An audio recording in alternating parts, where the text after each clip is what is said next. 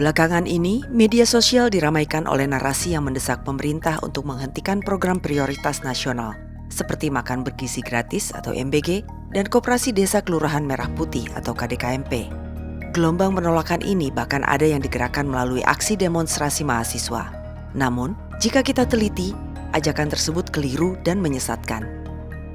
Mari kita lihat dengan lebih jernih.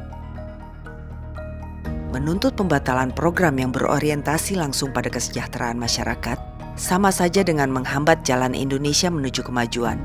Di tengah upaya pemerintah memperkecil kesenjangan antara kota dan desa, munculnya tuntutan yang tidak berpihak pada rakyat miskin ini justru kontraproduktif. Program strategis nasional seperti MBG dan KDKMP dirancang dengan tujuan luhur yang sangat krusial. MBG misalnya memiliki peran vital dalam pemenuhan gizi anak usia sekolah, terutama masyarakat menengah ke bawah dan mereka yang tinggal di wilayah pedesaan dan daerah terdepan, terluar, dan tertinggal atau daerah 3T. Nyatanya, saat ini Indonesia mengalami amnesia geografis, di mana indeks pembangunan manusia di area Jakarta melesat di angka 83,55, termasuk kategori sangat tinggi. Sementara di belahan timur Nusantara misalnya, indeks pembangunan manusia di Nusa Tenggara Timur masih di angka 69,8, sementara di Papua Pegunungan adalah 49,54, termasuk kategori rendah. Kita tentu tidak membiarkan kesenjangan ini semakin lebar. Sebaliknya, angka kesenjangan indeks pembangunan manusia ini harus diminimalkan. Dalam jangka panjang, investasi gizi melalui MBG adalah kunci untuk memutus rantai kemiskinan struktural dan menekan angka stunting pada generasi berikutnya. Tanpa asupan gizi yang merata, mustahil kita bisa mencetak sumber daya manusia yang tangguh secara merata di seluruh pelosok Indonesia. Lalu, bagaimana dengan Koperasi Desa Kelurahan Merah Putih yang tak pernah sepi diterjang pemberitaan miring? Perlu dipahami bahwa Koperasi Desa Kelurahan Merah Putih hadir sebagai motor penggerak ekonomi desa yang selama ini sering terpinggirkan dari pusat pertumbuhan kota. Kehadiran KDKMP dirancang sebagai instrumen strategis untuk memangkas rantai pasok panjang yang selama ini hanya menguntungkan para tengkulak dan middleman atau perantara. Nah, dia mendampingi petani emping itu mulai dari proses dia mengolah, selama barang itu belum laku, dia memerlukan kebutuhan hidupnya dia, itu disitulah koperasi akan mendampingi dia. Kemudian apabila mereka memerlukan uang, nah produk yang sudah mereka buat juga menjadi jaminan untuk diberikan pinjaman untuk mereka bisa hidup dan memenuhi kebutuhan mereka. Ketika mereka sudah barangnya laku, nanti akan dihitung sebagai kompensasi.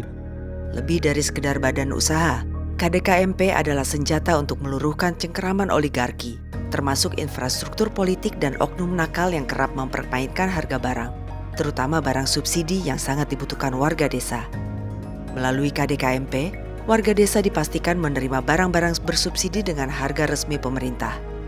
Sebagai contoh konkret, gas melon atau LPG 3 kilo yang di tangan distributor swasta atau spekulan harganya bisa melonjak, bahkan kadang stok hilang dari pasaran. Di KDKMP, harganya dijamin tetap sesuai ketetapan resmi sebesar Rp16.000.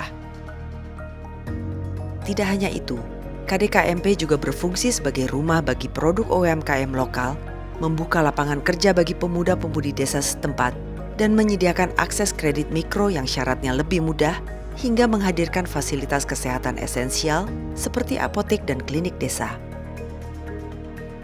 Maka, pertanyaan berikutnya adalah, apakah mahasiswa dan seluruh pihak yang protes sudah memahami esensi dan tujuan proyek strategis nasional tersebut? KDMP diprotes untuk dihentikan juga. Nah, padahal KDMP itu untuk masyarakat desa, ya. Nah, mahasiswa tidak mau berpikir, maunya stop, nah, tidak mau memberikan solusi.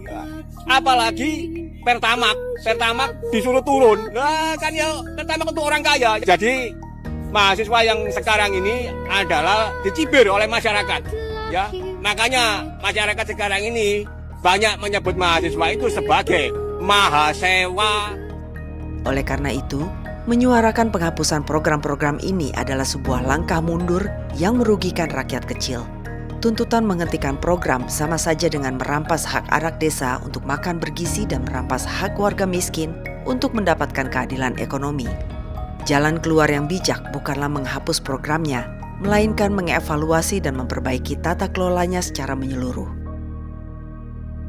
Pemerintah wajib membersihkan jalannya program tersebut dari segala bentuk praktik korupsi, mulai dari tingkat pusat hingga ke level pelaksana lapangan di desa. Semua celah penyimpangan anggaran harus ditutup rapat tanpa ampun.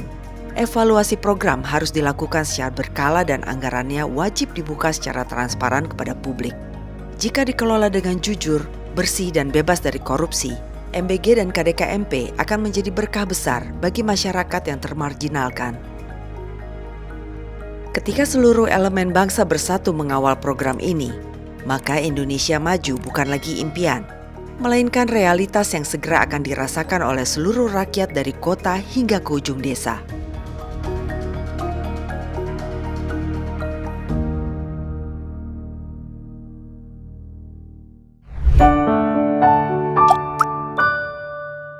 Men of our time.